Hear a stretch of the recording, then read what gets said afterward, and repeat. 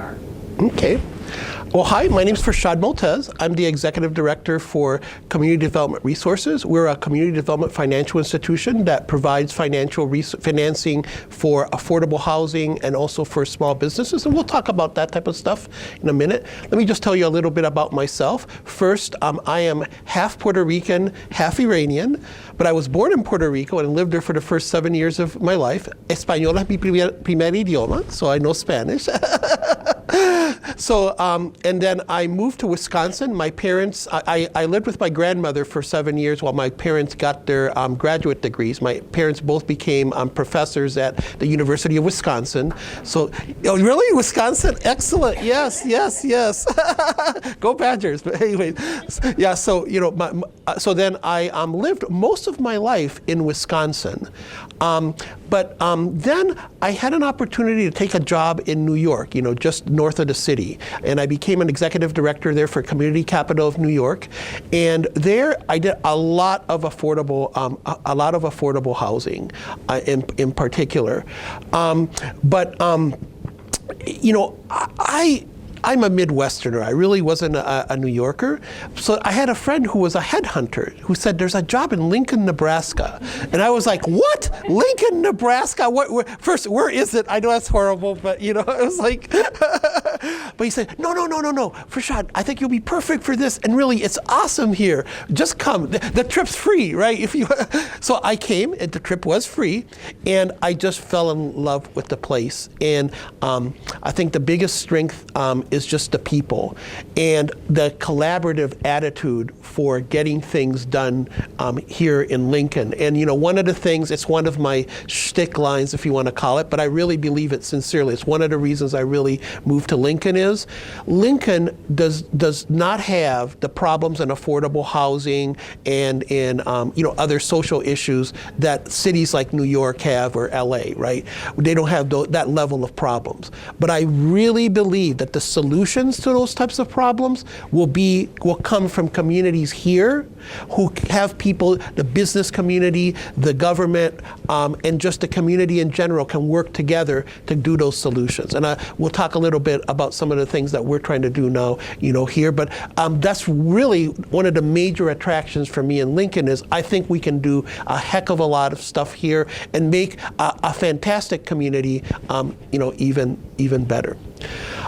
So let me tell you just a little bit about, what can the CDR, do specifically? What type of resources can we bring, to you? Well, first, we're an unregulated financial institution. That is, we're not like banks that have to follow a whole bunch of rules in terms of like how they evaluate credit, how much debt they can allow you to do that. For us, it's an open slate. We can think about things differently than a traditional bank or a traditional financial institution.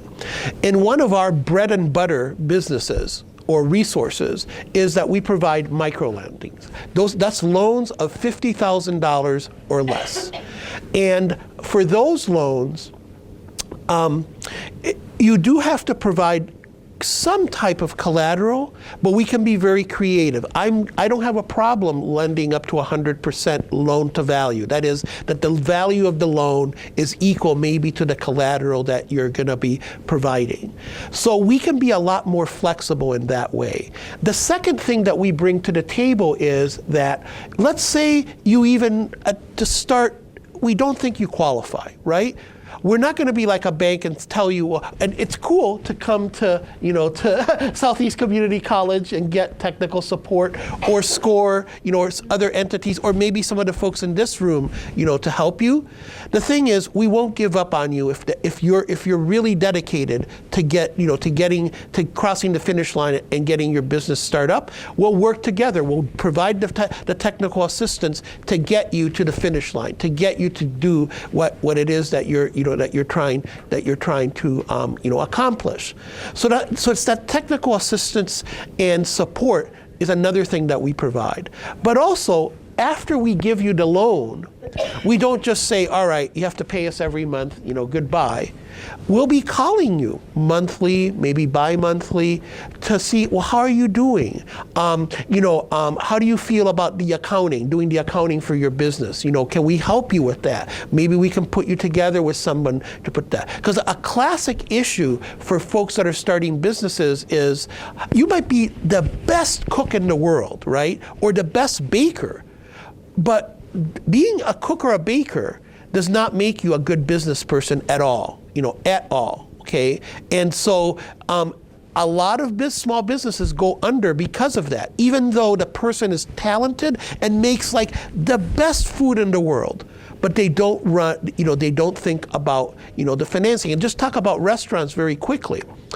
If you want to run a restaurant efficiently and be successful at it, you need to know, and I mean to the penny, how much each one of your dishes costs to make, okay?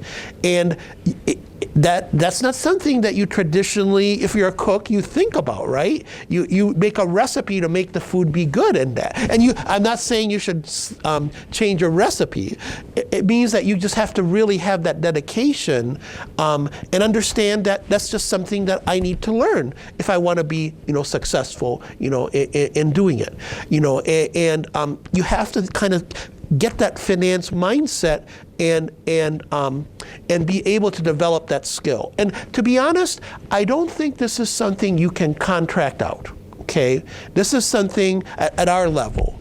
You have to really, really, really, learn, And a famous person that was like adamantly advocate of this was actually Steve Jobs, the guy from Apple. He adamantly thought you should not be a manager or manage people or do the finance side unless you really knew the business, okay? And I kind of follow that, that model, as well. So don't be turned off or scared by that. Just realize that that's one of the things, one of the obstacles, one of the challenges that you have to, bring to the table, get over. But again, that's something that we can, help you, with. And then for our loans, most of our business loans are, right now they're running at about 7.5 or 8.5% fixed rate, and for 5 to 7 years, more or less. We're small business, lenders, on that side. Now, we are going to be introducing 2 new programs. One for really small loans, and one for bigger loans on the economic development side. On the small loans, and this was just announced by the mayor yesterday, we are going to become something called a Kiva Hub. And Kiva is a type of financing, it's kind of like crowdsourcing, okay? And the loans are at 0% interest, and there's no fees to them. They're totally free. But they're small, only a couple thousand dollars. But it can be a start, something that you can package with our other sources, because our micro lending can go up to $50,000. That's the kind of the larger set for our micro lending. But we do a good number of $50,000 loans. That doesn't faze us, But just so you know, kind of our target for that. Now with Kiva, you have 2 challenges, okay? One is you have to get a group maybe of friends or people that will help you that are willing to invest in you for us to get the money to give you that loan. And it can be your friends, it can be like $25 or $50. It can be really small. But if you guys get, let's say like 20 friends or people like that to give you the $25, what we can then do is put your business on the Kiva website, which is like a crowdfunding website, and there you'll have big dogs that are looking to provide financing, and then you'll be able to get additional capital to support your loan. If you're willing to do that kind of outreach or let's say sales pitch for your business, the return of it will be, the benefit will be that you'll get 0% money with 0 fees, and we're the administrator of that. We have to then make sure that the thing that you want to do makes sense, economically, and then essentially sign up, get the sign off to put your business on the Kiva, I'll call it crowdsourcing website, for you to get money. And again, that should go live this summer. I think it should be up running by June of this year for sure. Okay. Now, the other resource on the small business side, I want to make sure that I'm okay. I'm okay on time, right? Okay. Okay. Other resource is we are now also going to become an SBA Community Advantage lender. And that means that we can do loans up to $250,000, okay, much larger types of loans, okay? And the way that we're able to do those larger loans, it doesn't matter to you. It has nothing to do with you guys. But it does to me, which is I will get money from banks, and the Small Business Administration will guarantee those loans at 85% or 75%, okay? So the banks that give me the money to lend out to you guys are essentially having their money partially protected by the SBA. So we could do larger loans there, again, up to $250,000. But for us, again, this program we're rolling out probably in June. We're going to target $150,000 or less. I think if you wanted to go for a bigger loan, then there's other folks that do bigger. We're really for folks that just want to start a business or something that's small, at least on the small business side. But if you need more money, let's say you need $500,000 for some type of financing, even though I may not be able to do that, or even let's say I can only do a piece of that, I can help you, refer you to some of our partner banks. So I have 4 bank presidents on my board, Pinnacle Bank, Cornhusker Bank, Westgate Bank, and UBT. So, we have, folks know us, and going to a bank kind of with our blessing may help you if it is that you need, larger, amounts, of money. Okay, so that's the Community Advantage Program, and that's kind of our small business lending. But the other area that we've expanded into is affordable housing and providing essentially financing for apartment buildings, what they call multifamily housing that's affordable. Okay, and for these deals, we can do very large deals. I probably could do a deal $2 million or less, in terms of our piece of the financing. And right now, we're on track to do about $7.5 million of affordable housing finance, supporting about 400 units here in Lincoln. But we're not the valuable thing that we bring to the table is our loans on these apartment complexes. We're in a subordinate collateral position. What that means is you could get a loan from a traditional bank for like 80% of what you need. Then you could come to us and get 10% more at where we are behind the bank in terms of the loan. Now you may ask, well, Farshad, why don't I just go and get 90%, from the bank to begin with?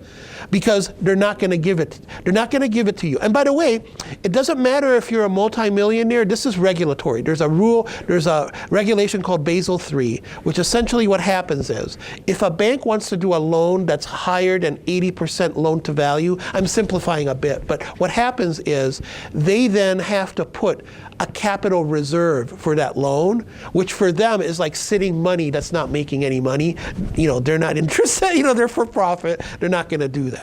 So I just don't want you to think that banks are evil or, they don't believe in you or whatever. It's not like that at all. I'm seeing, A-paper people with multi-million dollars of liquid assets. They just can't do it. There's nothing. But those people, they come to us. The housing developers, they're pretty wealthy. They'll come to us for the subordinate debt, and that's how we get, the deals done. The thing, though, is I will do smaller loans, not just the big million or $2 million loans. I'll give you a quick example. We did a small $20,000 loan to a business that buys used mobile homes and then rehabs them and then sells them to to folks. And for me, that's supporting affordable housing. I'm cool with with doing something like that. And it's small, but in this market, because something about Lincoln is, like all places. By the way, it's not New York. I paid $3,000 a month for a 2-bedroom, in New York. So yeah, when I came here, I was like, I'm rich, It's like, because I was like, so how, housing here is expensive, but it's more affordable than some of the really hot, places. That we've had, before. So anyways, that's kind of a broad brush of what we've done. But let me talk a little bit just about my background in terms of my business experience. I worked for the Wisconsin Housing and Economic Development Authority for 27 years. Oh, do you know those guys too? You know Paul Mark? Yes. Oh my. My son. No way! No way! But anyway, okay. No, small world. It's just small world. No. But anyways, the thing is that I worked there, and I was the head of, but my kind of claim to fame there was 2 programs. One is the New Market Tax Credit Program. So I started that there, and Wisconsin, we won. It's a competitive tax credit that the feds give out. We ended up getting $575 million through 8 applications that I was the lead for. But I did, I got to finance $500,000 of mixed use, housing and economic development deals. Plus, then on the housing side, I was kind of the front end for projects, and we did, I'd say I financed probably about $1 billion total. So I have a lot of experience, with finance, especially complex finance like New Market Tax Credit program. And then another one's a capital magnet fund. That's kind of a grant program, also competitive with the feds. But one of the things that I really want to have happen in Nebraska and in Lincoln in particular is for us to get as sophisticated as we were in Wisconsin, in New York, on getting federal money.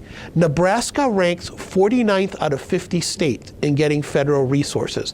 New market tax credit, okay, just to give you the new market tax credits. In Wisconsin, we got $2 billion total of new market tax credit allocation through 2020, and it's still going.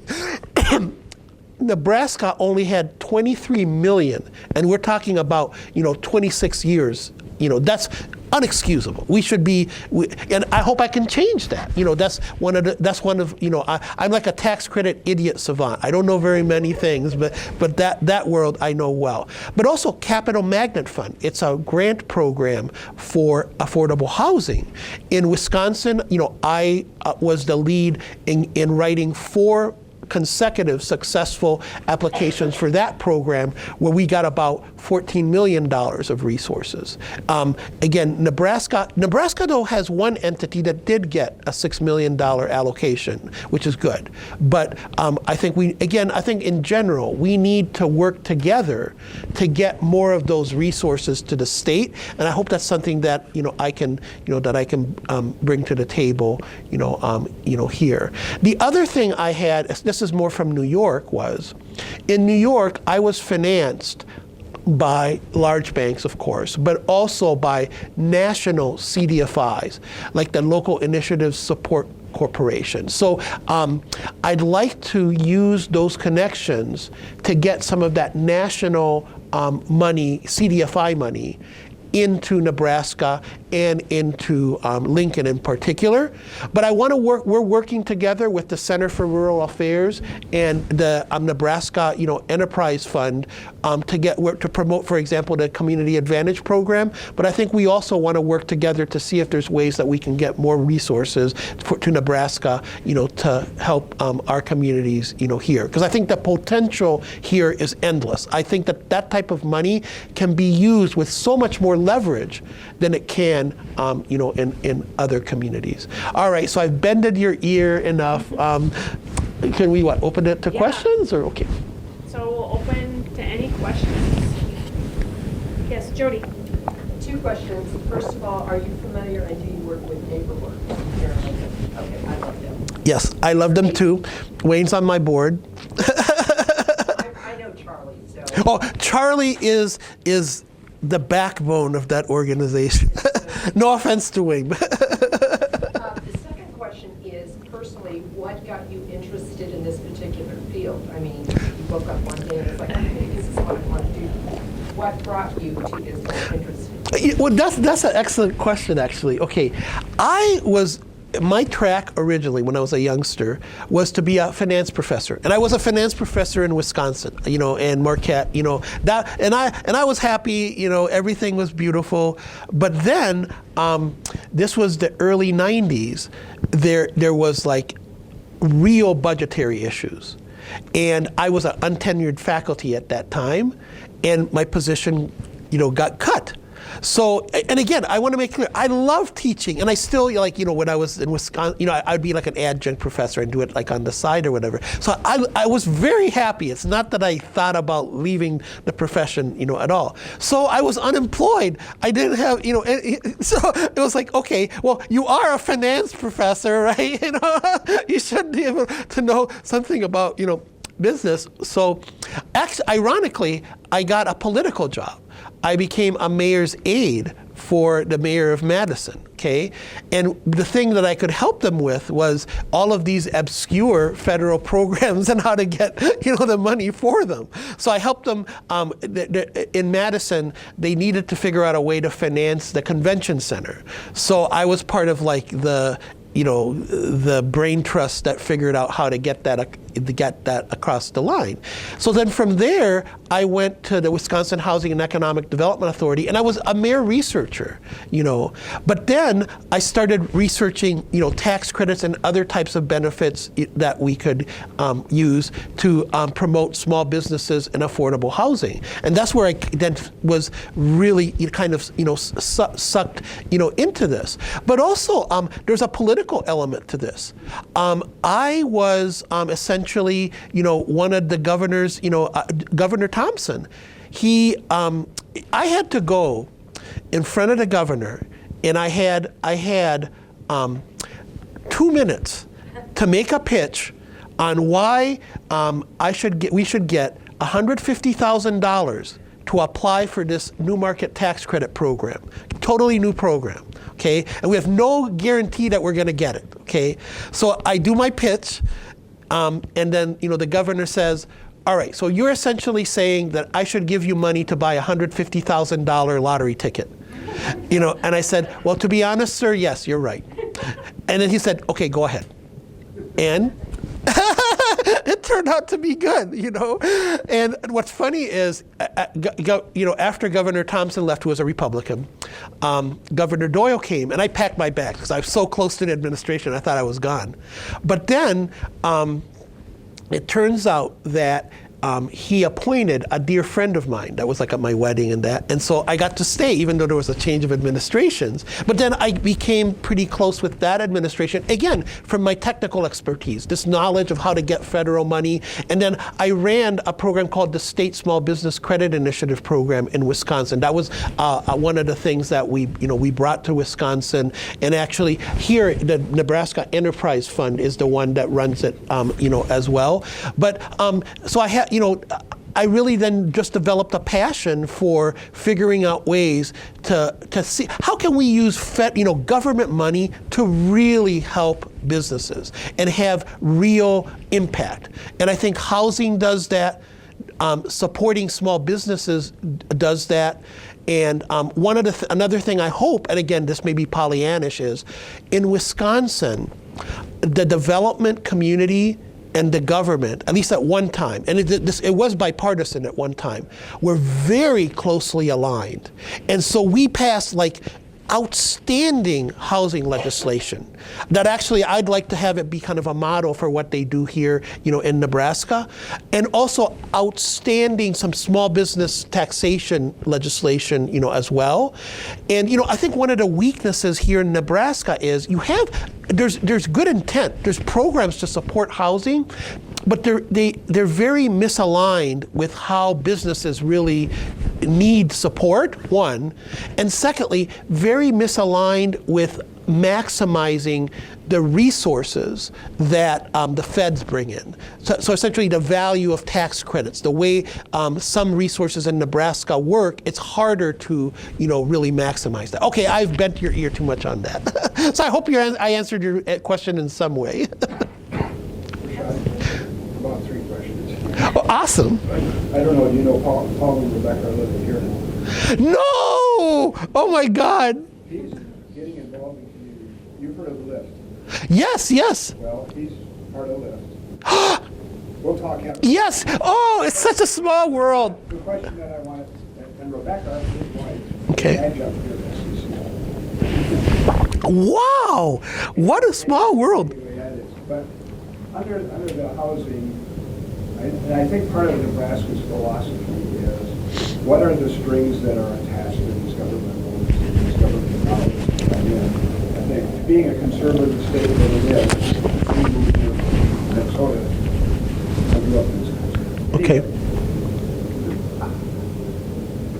How do you address those issues? Number one, how do you address those issues with a community that says, well, we don't know if we're going to take that because strings A, B, C, and D attached to it that are risk for us as a conservative community. Now, the current mayor thinks differently about that, and I understand that.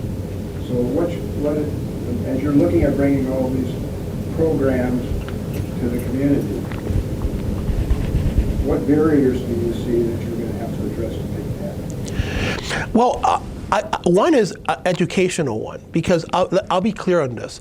I don't want us to take money that has like ridiculous strings on it, and I think like one example of that, the governor here was kind of pausing on the child support for the lunch program, eventually I think he got to the point of supporting it, but it's because of the concern, well, okay, what other things, are here. Now, so let me just talk quickly about small business lending, right?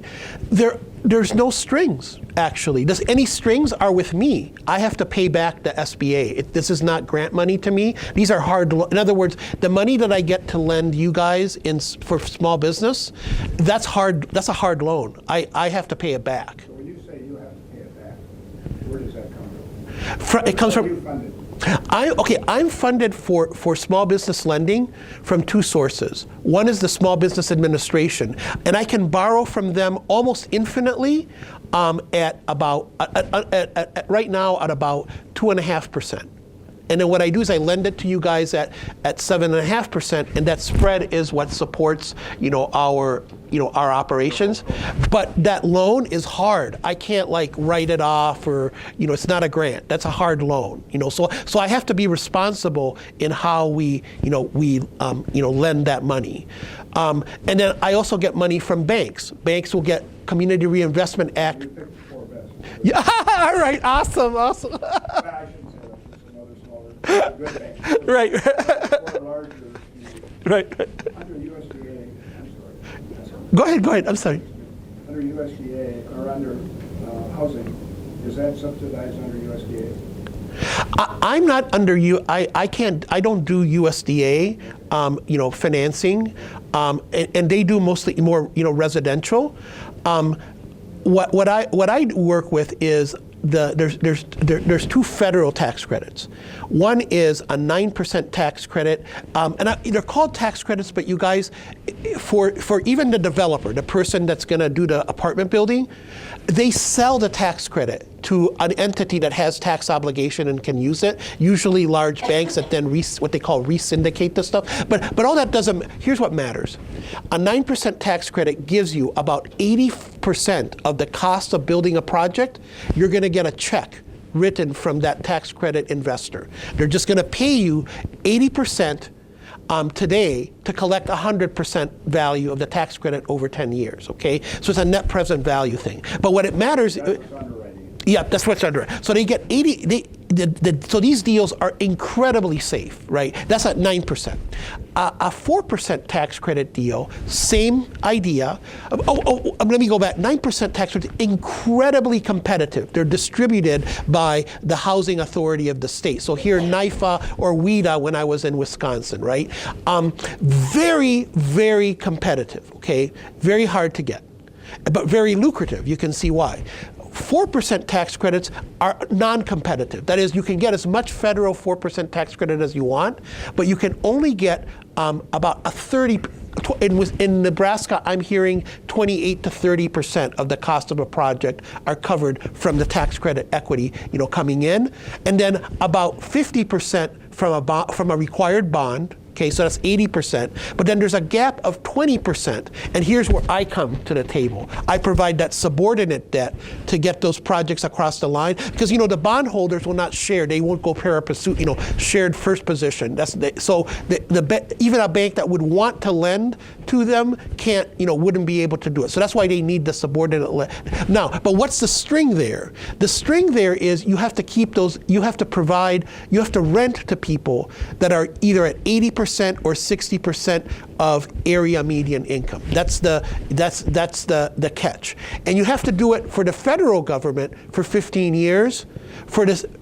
Normally, housing authorities do something called a land use restriction agreement to push it to 30 years. Okay, so those are kind of the strings. But what I wanted to make clear is what's awesome about tax credits, right? This program is there are really very few strings because it's handled by the IRS. In other words, did you do what you're supposed? And then, but HUD does the compliant, the stuff they have to send on it. So the strings are very clear on what you have to do. Also, if you don't want the strings, you can sell. These properties, the ones with affordable housing tax credits, are easy to sell, and the default rate on tax credit properties is equal to AA rated, tax exempt bonds. They're incredibly safe investments because of the equity going in.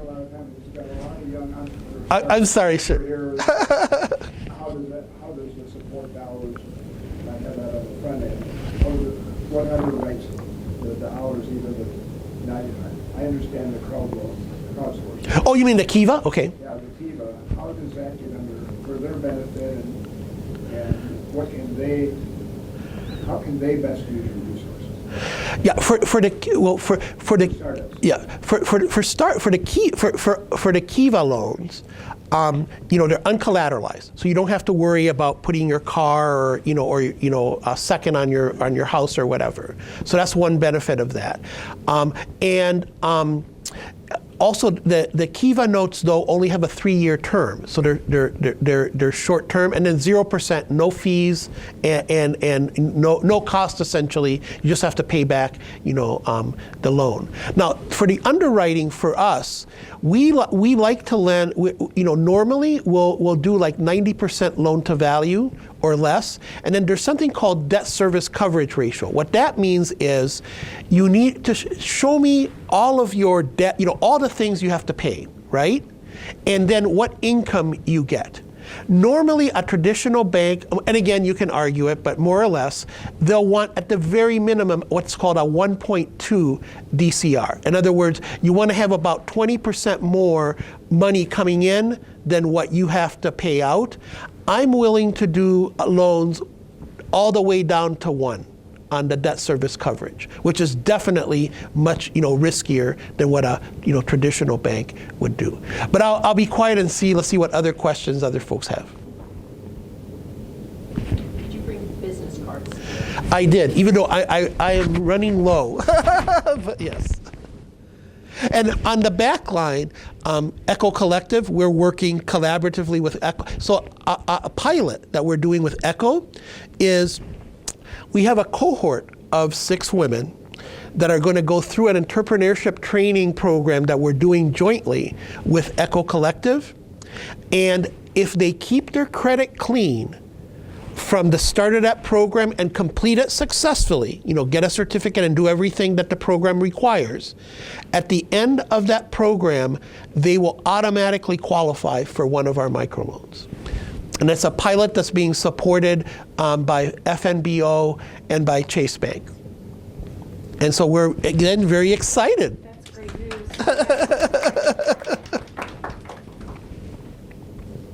So any more questions? Oh, I'm sorry. No, so since you're new to Lincoln, what question that we usually ask speakers is, like, what's your favorite local business?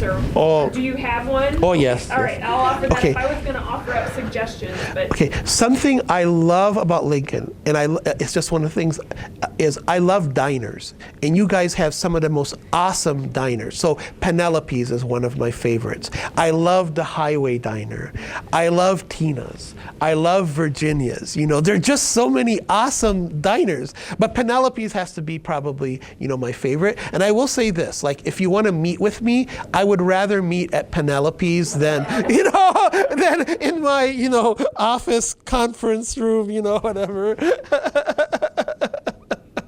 No, but something that's interesting to me is I love these diners, and really the diners are excellent, outstanding diners. The fresh food, the best, you know, Aviant's perfect. But the thing is, and again, it's not a knock against these Lincoln businesses. When I'm talking to, I'll call it the money types, they always want to go to like this green gouteau, or with like small portions, okay, or they want to go to the mill, okay. And one of my like rants that my friends know I have about Lincoln is, I think Nebraska and Lincoln, their natural community nature is awesome, and you should lean in to being Lincolnite. You should lean in to being Nebraska culture, right? I am not too cool with folks that want to make like Lincoln like Portlandia, you know, like something that you aren't. And again, Green Gouteau is cool. It's cool. They're good. They really are cool. I don't want to knock them too much, but I always get that Portlandia vibe, you know, when I go there. Anyways. okay, any other questions?